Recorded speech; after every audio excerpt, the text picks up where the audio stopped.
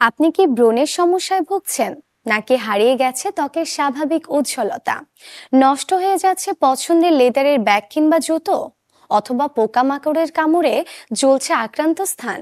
আপনার এমন সব সমস্যার সমাধান হতে পারে ফেলে দেয়া কলার খোসা। কিভাবে, চলুন দেখে আসি। জুতোর বেহাল দশা মুচির কাছে না ছুটে ঘরেই করে ফেলতে পারেন এই সমাধান। শুধুমাত্র কলার খোসা ব্যবহার করলেই জুতো হয়ে উঠবে ঝকঝকে তকতকে।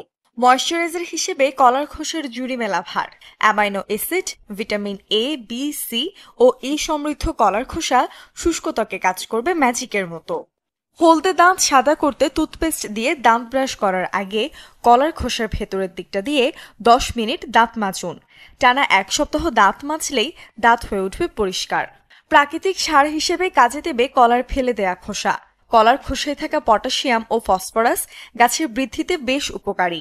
এছাড়া পোকামাকড়ের আক্রমণ থেকে গাছকে রক্ষা করে কলার খোসা।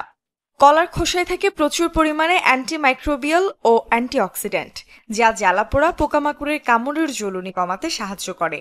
তাই র্যাশ হলে বা জ্বলুনি হলে সে জায়গায় প্রাথমিকভাবে কলার খোসা ঘষলে আরাম দেবে।